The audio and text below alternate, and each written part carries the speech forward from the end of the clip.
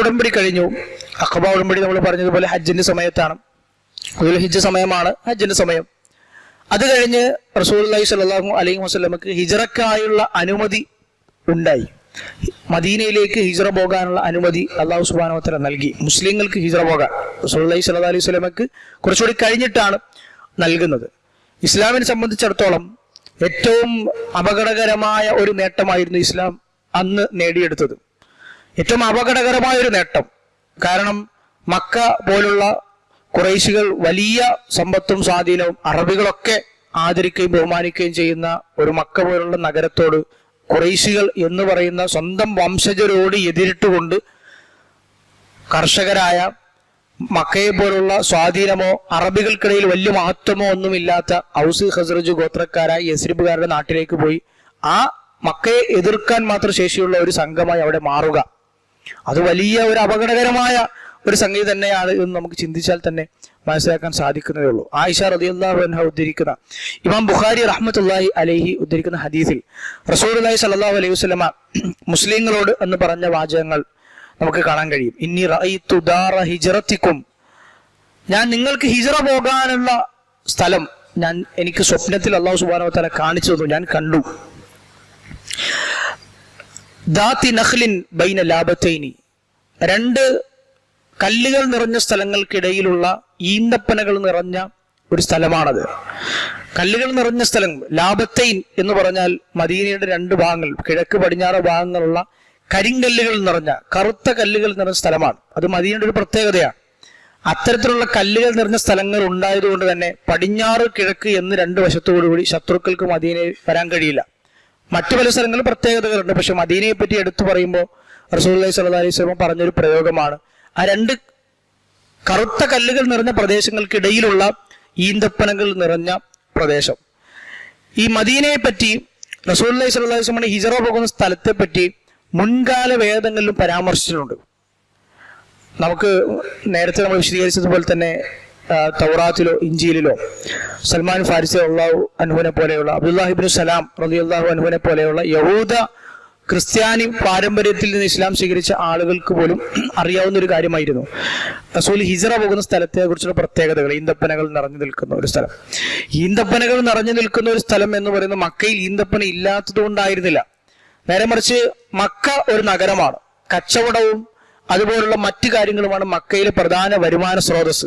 മക്കക്കാരുടെ ഏറ്റവും പ്രധാനപ്പെട്ട വരുമാനം അല്ലാഹു സുബ്ഹാനഹു വ തആല തന്നെ അവർക്ക് കൊടുത്ത ഖുസൈ എന്ന് പറയുന്ന, ഖുസൈ ഇബ്നു കിലാബ് എന്ന് പറയുന്ന റസൂലുള്ളാഹി സ്വല്ലല്ലാഹു അലൈഹി വസല്ലമയുടെ ഉപ്പാപ്പയിൽ നിന്നുണ്ടായതാണ്. അവര് വേനൽക്കാലത്തും അതുപോലെ തന്നെ ശൈത്യകാലത്തുമുള്ള യാത്രകൾ, സൂറത്ത് ഖുറൈശ് ലീലാഫി ഖുറൈശ് ഈലാഫിഹിം റിഹ്ലത്തശ് ശിതാഇ വസ്സൈഫ്. അപ്പോൾ മക്കക്കാരുടെ പ്രധാന വരുമാനം കച്ചവടമാണ്. അവർക്ക് കൃഷി എന്ന് പറയുന്നത് അവർക്ക് വലിയ പരിചയമില്ല. മക്കയുടെ ഒരു ഭൂപ്രകൃതി അതിന് അത്ര യോജിക്കുന്നതുമല്ല. അതുകൊണ്ട് തന്നെ മക്കയിലുള്ള പല ആളുകളുടെയും തോട്ടങ്ങൾ അത് ഇന്നും പലരുടെയും ത്വായിഫിലാണ്.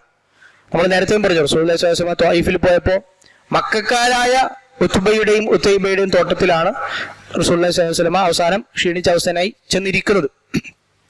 പക്ഷെ മദീന അങ്ങനെയല്ല. മദീനയിൽ വലിയ കച്ചവട സംഘങ്ങൾ വരുന്ന ഒരു സ്ഥലമല്ല മദീന. വലിയ കച്ചവട കേന്ദ്രങ്ങളോ ഉള്ള ഒരു സ്ഥലമല്ല മദീന. മദീനക്കാർക്ക് കച്ചവടമുണ്ട്. പക്ഷെ കൂടുതലും മദീന എന്ന് പറയുന്നത് ഒരു ഗ്രാമത്തോടടുത്ത് നിൽക്കുന്ന ഒരു പ്രദേശമാണ്. അധികവും തോട്ടങ്ങൾ നിറഞ്ഞ, ഈന്തപ്പനകൾ നിറഞ്ഞ കർഷക വൃത്തിയിൽ ഏർപ്പെടുന്ന ആളുകളാണ് മദീനയിൽ അധികവും ഉള്ളത്, മക്കയെ അപേക്ഷിച്ചിടത്തോളം.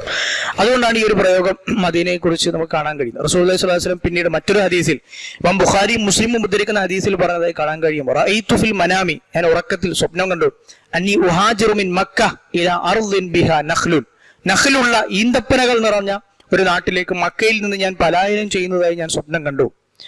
ഫദഹബ വഹ്ലി ഇലാ അന്നഹ അൽ യമാമ. റസൂലുള്ളാഹി സ്വല്ലല്ലാഹു അലൈഹി വസല്ലം പറയാണ്, ഞാൻ ആദ്യം കരുതിയത് യമാമയായിരിക്കും. യമാമ എന്ന് പറയുന്ന അറേബ്യൻ ഉപദ്വീപിൽ തന്നെ, ഇന്ന് സൗദി അറേബ്യയിലുള്ള തന്നെ ഒരു സ്ഥലം, യമാമയായിരിക്കും എന്നാണ് എനിക്ക് തോന്നിയത്.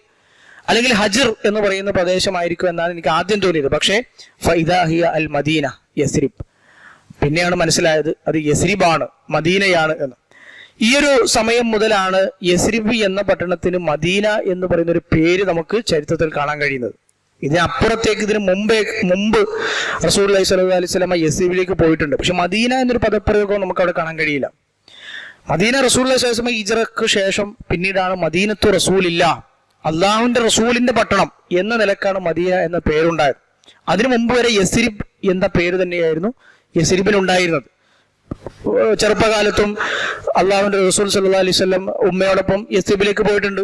അവിടെയും യസ്രിബ് എന്ന പേരാണുള്ളത്. റസൂലിന്റെ ഉപ്പ മരിച്ചത് യസ്രിബിലാണ്. അതിനു മുമ്പ് അബ്ദുൽ മുത്തലിബിന്റെ ഉമ്മയുടെ കുടുംബക്കാർ ബനു നജ്ജാർ ഗോത്രം, അവർ യസ്രിബുകാരാണ്, ഔസ് ഖസ്റജ് ഗോത്രമാണ്. അതുപോലെ തന്നെ മദീനയെ സംബന്ധിച്ച് റസൂലുള്ളാഹി സ്വല്ലല്ലാഹു അലൈഹി വസല്ലമ പുകഴ്ത്തി പറഞ്ഞ ഹിജ്റ എന്നുള്ള ഒരു കാര്യത്തെപ്പറ്റി ബോധ്യപ്പെടുത്തുന്ന ഒരു ഹദീസ് കൂടി ഈ ഒരു കാലഘട്ടത്തിൽ നമുക്ക് കാണാൻ കഴിയും.